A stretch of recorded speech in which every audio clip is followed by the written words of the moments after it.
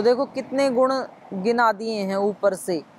तपस स्वाध्याय निरतम, तप और स्वाध्याय में जो लगा हुआ है, तपस्वी है जो, और वाग्विदाम वरम, जो विद्वानों में श्रेष्ठ है, और गुणवान है, वीर्यवान है, धर्मज्ञ है, कृतज्ञ है, सत्यवाक्य है, सत्य बोलने वाला है, दृढ़ व्रतः, व्रत पालन करने में जो दृढ़ है, जो चरित्रवान है, और जो सब भूतों के हित में लगा हुआ है, जो विद्वान है, जो समर्थ है, जो प्रियदर्शन है जिसका, जो आत्मवान है, जिसने क्रोध को जीत लिया है, जो द्युतिमान है, जो अनसूयक है, और देवता भी जिससे डर जाते हैं, जिसके क्रोध करने पर देवता भी डर जाते हैं। तो ये गुण हो गए 25। तो इन 25 गुणों से युक्त कौन व्यक्ति है, माने ये सारे के सारे गुण जिसमें आकर के एक जगह देखने को मिले, एतद इच्छामि अहम श्रोतुम, ऐसे व्यक्ति के बारे में मैं सुनना चाहता हूँ, क्योंकि मैं उसके ऊपर आगे कुछ लिखना चाहता हूँ। परम कौतूहलम ही में, तो ऐसे व्यक्ति के बारे में सुनने के लिए मुझे बहुत कौतूहल हो रहा है। महर्षि त्वम समर्थोसी, नारद ऋषि के लिए यहाँ संबोधन किया जा रहा है। महर्षि, हे महर्षि नारद, आप तो इसमें समर्थ हैं, आपको तो तीनों लोकों के सब मनुष्यों के बारे में सब जानकारी है। ज्ञातुम एवं विधम नरम, ऐसे मनुष्य के बारे में मैं जानना चाहता हूँ। श्रुत्वा चैतत् लोकज्ञो वाल्मीकेन नारदो वच, श्रूयताम इति चामन्त्र्यः प्रहृष्टो वाक्यम अब्रवीत्। श्रुत्वा एतत् त्रिलोकज्ञ, त्रिलोकज्ञ माने तीनों लोक को जानने वाला। एतत् श्रुत्वा, ऐसा सुन करके, जब महर्षि वाल्मीकि ने पूछा तो ऐसा सुन करके,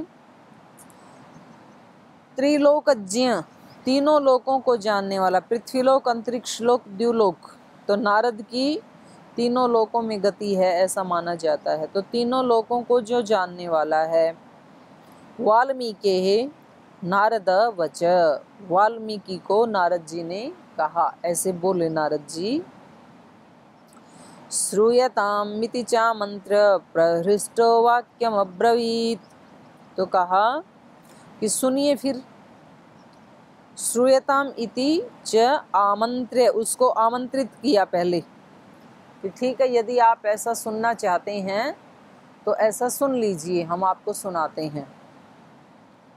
प्रहृष्ट, और प्रसन्न होकर के ऐसे वाक्य उन्होंने बोले। बहवो दुर्लभाश्चैव ये त्वया कीर्तिता गुणाः, और कहा ये तो बहुत सारे आज बंदर आके बैठ गए हैं यहाँ पहाड़ के ऊपर,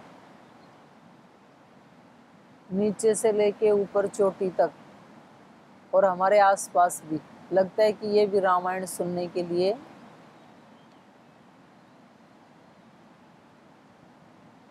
ये ऐसे आके बैठते हैं सुबह शाम, जैसे ध्यान में मगन हो। तो कोई अपने छोटे बच्चे को लेकर के बैठे हैं साथ में।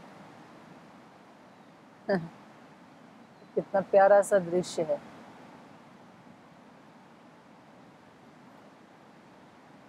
और लगता है ये अभी आगे अपने अभियान के ऊपर जा रहे हैं, दिन भर कुछ खाने पीने की खोज करेंगे ये। तो ऐसे एक एक करके इन प्राणियों से हमें ये भी सीखने को मिलता है, संगच्छध्वम संवदध्वम संवो मनांसि जानताम, जैसे वेद में बोला है कि साथ मिलके चलो, संगच्छध्वम संवदध्वम, साथ बोलो। तो मतलब एकता में कितना बल है, ये मैं रोज देखती हूँ इन प्राणियों को। तो ये सारे साथ ही तो सुबह निकलते हैं और पूरे दिन भर एक समूह में रहते हैं और साथ ही शाम को लौटते हैं। जो भी इनका अपना इन्होंने कोई स्थान निश्चित कर रखा है रात की विश्राम के लिए, तो बड़ा अच्छा लगता है इन प्राणियों का। बहवो दुर्लभाश्चैव ये त्वया कीर्तिता गुणाः मुने वक्ष्याम्यहं बुद्ध्वा तैर्युक्तः श्रूयतां नरः। तो इन्होंने खुश होकर के, नारद जी मुस्कुराने लगे और इस प्रकार के वाक्य बोले। इन्होंने वाल्मीकि ऋषि से इस प्रकार के वाक्य बोले कि भैया बहवो दुर्लभाश्चैव, ये तो जो आपने पूछा है ना, ये बड़ा दुर्लभ है। दुर्लभ मतलब बहुत कठिनाई से मिलने योग्य है। ये ऐसी सामान्य बात नहीं है, क्योंकि किसी व्यक्ति में कोई एक गुण होता है तो दूसरा गुण उसमें बिल्कुल ही नहीं होता है, दूसरी उसमें वो बिल्कुल कमज़ोर होता है। और आपने तो ये 25 के 25 गुण पूछ लिए हैं, तो ये सारे एक जगह इकट्ठे होना बड़ा दुर्लभ है। ये बहवो दुर्लभाश्चैव ये त्वया कीर्तिता गुणा, जिन गुणों का आपने कीर्तन किया, वर्णन किया, कीर्तिता माने वर्णिता, जिनका आपने वर्णन किया है, इनका एक स्थान पे मिलना ये बहुत दुर्लभ है। लेकिन फिर भी मुने वक्ष्यामि अहम बुद्ध्वा तैर्युक्त श्रूयताम नर, तो भी मैं बहुत ध्यान दे रहा हूँ कि किसके पास ये गुण हो सकते हैं। तो बहुत सोच विचार करके उन गुणों से युक्त व्यक्ति के बारे में मैं आपको बताता हूँ। श्रूयताम, आप सुनिए। इक्ष्वाकु वंश प्रभवो रामो नाम जनैः श्रुतः नियतात्मा महावीर्यो द्युतिमान् धृतिमान् वशी बुद्धिमान् नीतिमान् वाग्मी श्रीमान् शत्रुनिबर्हणः विपुलांसो महाबाहु कम्बुग्रीवो महाहनुः महोरस्को महेश्वासो गूढजत्रुररिन्दमा आजान बाहु सुशिरासो ललाट सुविक्रमः सम सम विभागांग स्निग्धवर्ण प्रतापवान् पीनवक्षा विशालाक्षो लक्ष्मीवान् शुभलक्षणः धर्मज्ञ सत्यसन्धश्च प्रजानां च हिते रतः यशस्वी ज्ञानसम्पन्न शुचिर्वश्य समाधिमान्। तो यहाँ पर नारद मुनि कह रहे हैं कि आपने जो पूछा है, यद्यपि ऐसा मिलना बहुत दुर्लभ है, तो भी मैं विचार करके एक व्यक्ति मेरे ध्यान में आ रहा है, तो मैं उसके बारे में आपको बताता हूँ, आप सुनिए। इक्ष्वाकु वंश प्रभवः, जो इक्ष्वाकु वंश में उत्पन्न हुआ है। राम नाम जनई श्रुतः, और सब मनुष्य उनको राम के नाम से जानते हैं, उनका नाम है राम। तो एक नाम राम ब्रह्मा का है, और दूसरा ये जो इक्ष्वाकु कुल में पैदा हुए हैं, दशरथ के जो पुत्र हैं, उनका नाम भी राम है। वो कैसे हैं? नियतात्मा, नियतात्मा महावीर्य। नियतात्मा मतलब नियंत्रण में है आत्मा जिसके अपनी, माने वो अपनी आत्मा के जो प्रेरणा होती है उसके अनुकूल जीवन जीने वाले हैं, मन के अनुकूल जीवन जीने वाले नहीं हैं। नियतात्मा महावीर्य, अत्यंत पराक्रम वाले हैं वो। द्युतिमान, बड़े तेजस्वी हैं, कांतिमान हैं। धृतिमान, बड़े धैर्यवान हैं। और वशी, जिसने अपनी इंद्रियों को, मन को वश में किया हुआ है। मतलब कितनी बड़ी बात है ये। अगर अपने इंद्रियां और अपना मन अपने वश में आ जाए तो सारी धरती के ऊपर कोई हमें दुखी नहीं कर सकता है, क्योंकि हम दुखी होते ही तब हैं कि जब कोई हमें कुछ कहता है और फिर हमारा मन दुखी हो जाता है, हम अपने मन को वश में नहीं रख पाते हैं। तो ये कह रही हैं कि वशी, जिन्होंने अपने मन को वश में कर लिया है। नियतात्मा महावीर्यो द्युतिमान धृतिमान वशी बुद्धिमान नीतिमान वाग्मी श्रीमान शत्रु निबर्हणः। और कैसे हैं? बुद्धिमान हैं, बुद्धि भी बड़ी तेज है, क्योंकि कुछ लोग बड़े श्रद्धालु होते हैं, बड़ों का सम्मान करने वाले होते हैं, तो फिर उनकी बुद्धि उतनी नहीं चलती है। तो ये राम कैसे हैं? बुद्धिमान भी हैं, नीतिमान। बुद्धि के साथ साथ यदि नीति नहीं आती है तो भी व्यक्ति कहीं ना कहीं मार खा जाएगा। फिर जैसे एक ये जो महाभारत का युद्ध हुआ, तो युद्ध के बाद जो पांचों भाई हैं वो कहने लगे कि भाई ये महाभारत का युद्ध किसने जीता? तो अर्जुन ने कहा कि ये तो मेरे गांडीव धनुष ने जीता। तो पांचों भाई बैठे थे, तो उनकी बात सुन करके भीम ने कहा भाई युद्ध तो मेरी गदा ने जीता है, बाकी आप कुछ भी कहो। तो फिर नकुल सहदेव ने कहा कि नहीं, हमारी तलवार के पराक्रम ने इस युद्ध को जीता है, हम नहीं होते तो शायद ये युद्ध नहीं जीता जाता। क्योंकि विजय के बाद ना व्यक्ति में थोड़ा घमंड आ जाता है, अहंकार आ जाता है। तो फिर युधिष्ठिर ने कहा कि भाई अगर मैंने उस दिन ये नहीं कहा होता ना, अश्वत्थामा हतः नरोवा कुंजरोवा, ऐसे मैंने असत्य नहीं बोला होता, तो उस दिन तो गुरुजी सबको मार डालते, हम सबको ही परलोक भेज देते। तो ये तो मेरे कारण से ये युद्ध जीता गया है।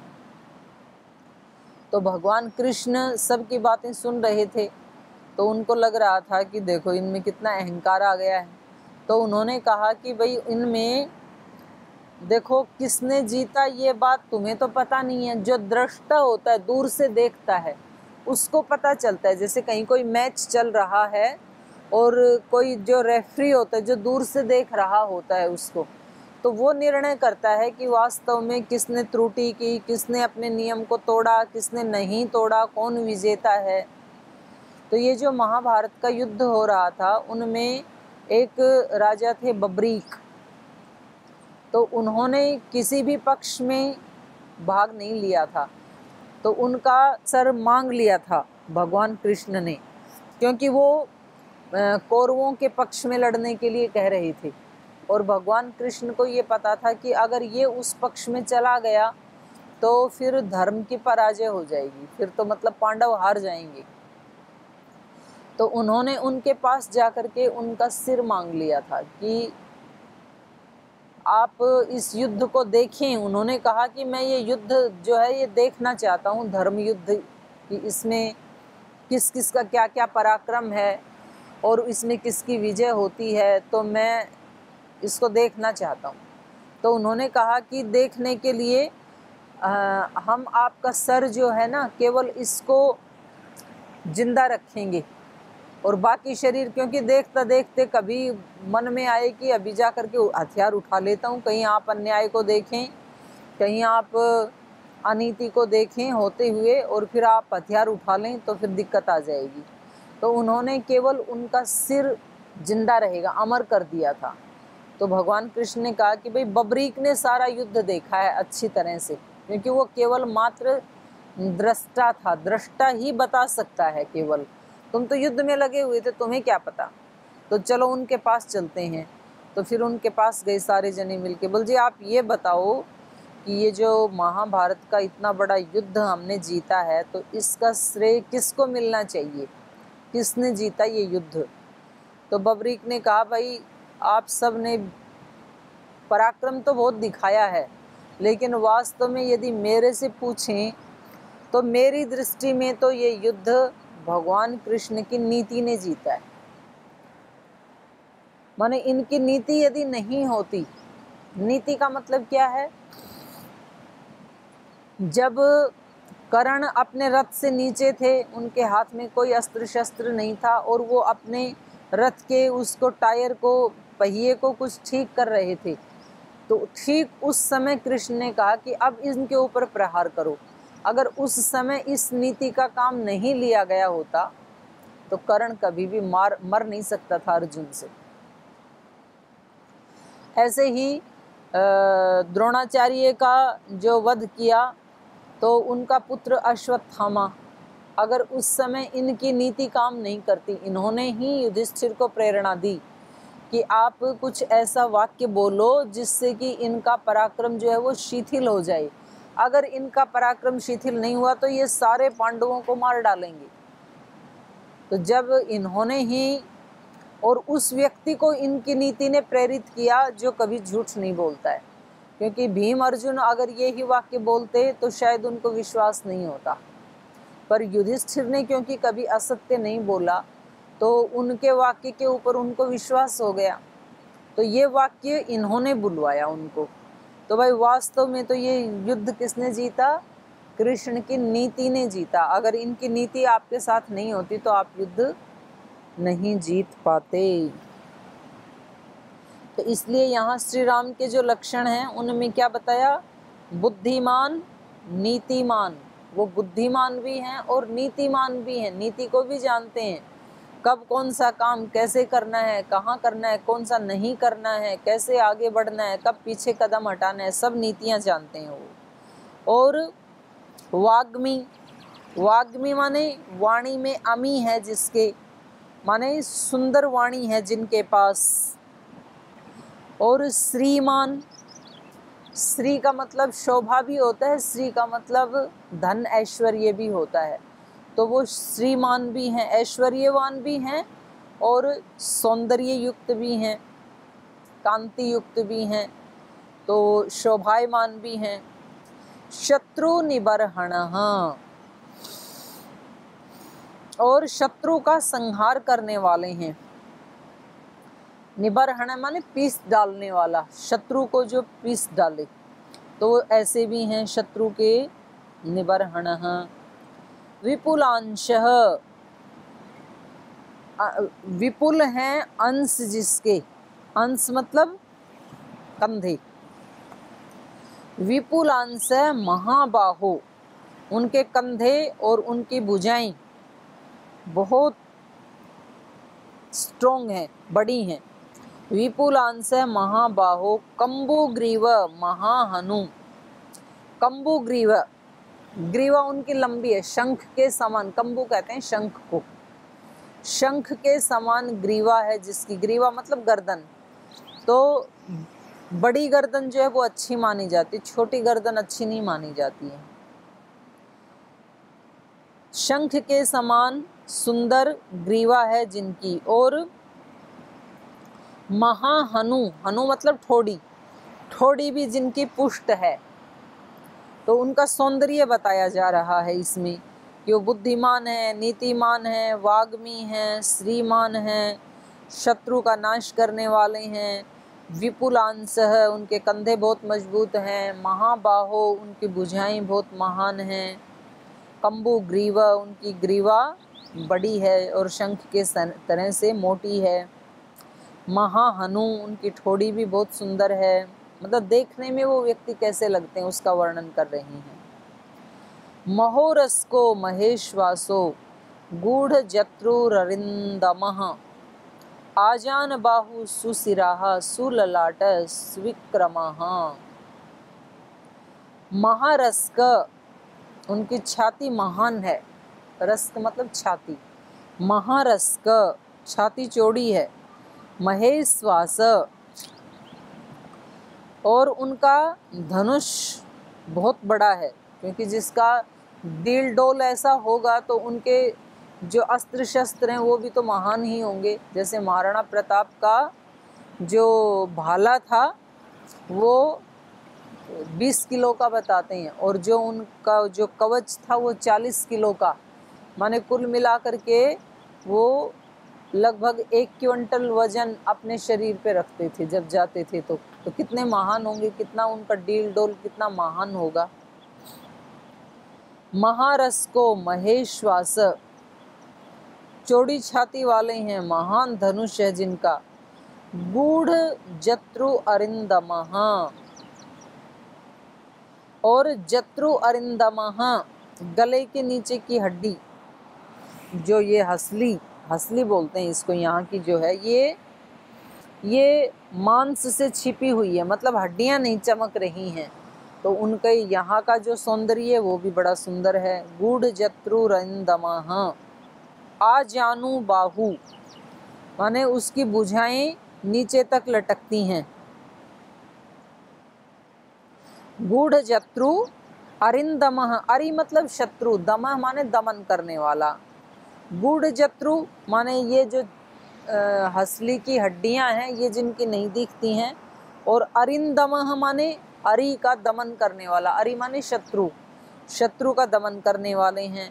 आ जानू बाहु, जानू कहते हैं यहाँ घुटने को, और आ जानू माने घुटनों तक, घुटनों तक भुजाएं हैं जिनकी। आ जानू बाहु माने लंबी भुजाओं वाले थे, तो ये दुर्लभ ही होता है, वरना सामान्य रूप से व्यक्ति की जो भुजाओं का साइज है वो घुटने से ऊपर ऊपर ही होता है, पर उनकी भुजाएं इतनी लंबी थी। मैंने सुना है कि एक सन्यासी हुए हैं स्वामी ब्रह्मानंद जी, तो उनकी भुजाएं मैंने सुना कि यहाँ तक आती थी, घुटनों तक आती थी।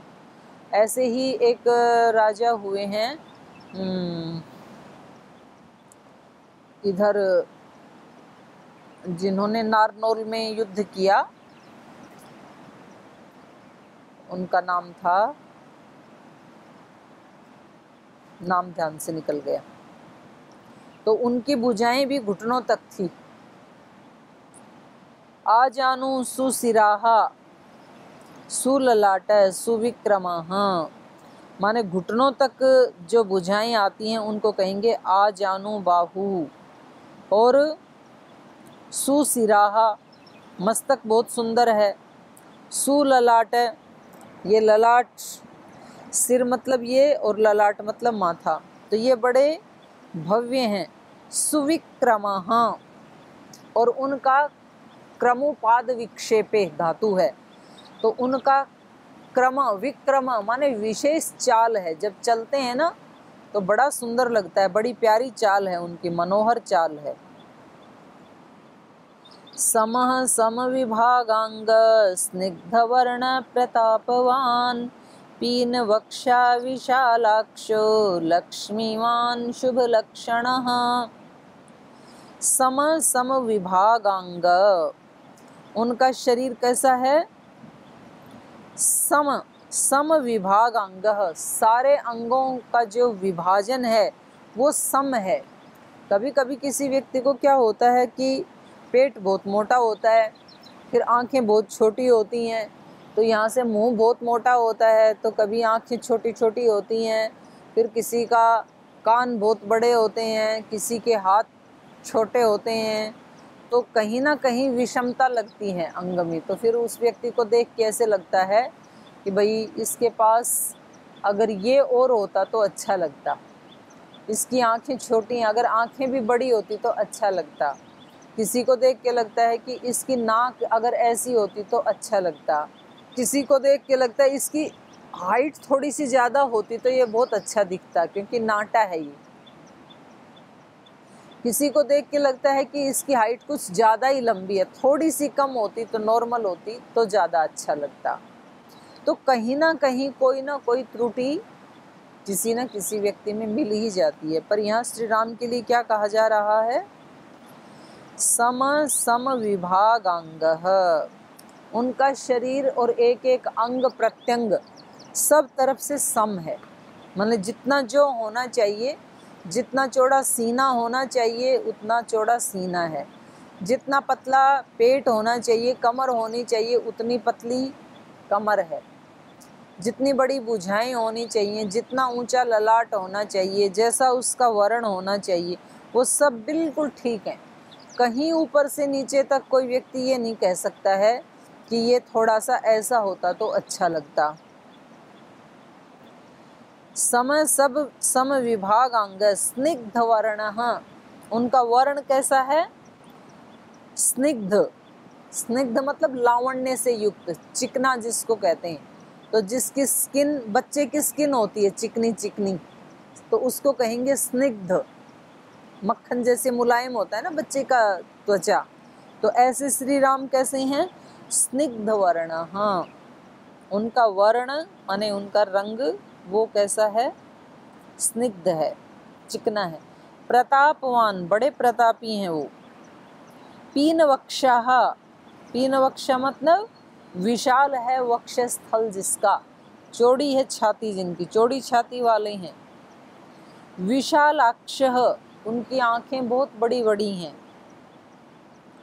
और लक्ष्मीवान शुभ लक्षण, हाँ, और वो लक्ष्मीवान है। लक्ष्मीवान माने सब प्रकार की समृद्धि है उनके पास, बाह्य शरीर की दृष्टि से भी, और उनका चरित्र भी उतना ऊंचा है, उनका मन भी बड़ा सुंदर है, उनका हृदय भी बड़ा सुंदर है, उनका चलना भी बड़ा सुंदर है, उनका बैठना भी बड़ा सुंदर है, उनका देखना भी बड़ा सुंदर है। जब वो दृष्टिपात करते हैं तो जो मधुराष्टकम हम सुनते हैं, मधुराधिपतेरखिलम मधुरम, तो ऐसे ही यहाँ पर श्री राम के गुणों को गिनाया गया है कि उनका जीवन भी बहुत सुंदर है, उनका शरीर भी बहुत सुंदर है, उनका चरित्र भी बहुत सुंदर है, कहीं कोई कमी निकालने के लिए गुंजाइश ही नहीं है। ऐसे हैं श्री राम।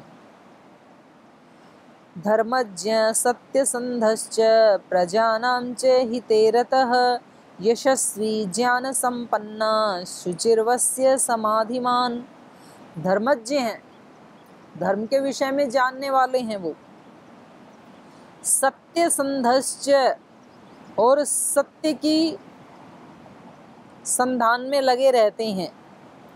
प्रजानां च हिते रतः, प्रजाओं का हित करने में निरंतर तल्लीन रहते हैं। नहीं तो सामान्य रूप से व्यक्ति अपना हित करने में तल्लीन रहता है, लेकिन श्री राम कैसे हैं? ये दूसरे का हित करने में तल्लीन रहते हैं। यशस्वी, बहुत उनका यश है। ज्ञान संपन्न, और वो ज्ञान से संपन्न है। यशस्वी ज्ञान संपन्न। शुचिर, वश्य, वो बहुत पवित्र हैं। शुचि और वश्य, जिन्होंने अपनी इंद्रियों को वश में किया है। और बड़ी बात कही यहाँ पर, समाधिमान, समाधि लगाने वाले हैं। समाधि लगाना तो बहुत टेढ़ा काम है। राजा के कुल में पैदा होकर के समाधिमान होना, कोई हिमालय की कंदराओं में बैठ के तो समाधि लगा सकता है, लेकिन कोई राजमहल में रह करके समाधिमान हो, बड़ी दुर्लभ बात है ये। तो इस प्रकार से ये श्री राम के जो गुण हैं ये गिना रहे हैं नारद मुनि महर्षि वाल्मीकि को। तो ये संवाद बहुत ही प्यारा संवाद है, तो इसको हम जारी रखेंगे। आज समय हो गया, आज की कक्षा को विराम देते हैं, शेष चर्चा कल करेंगे।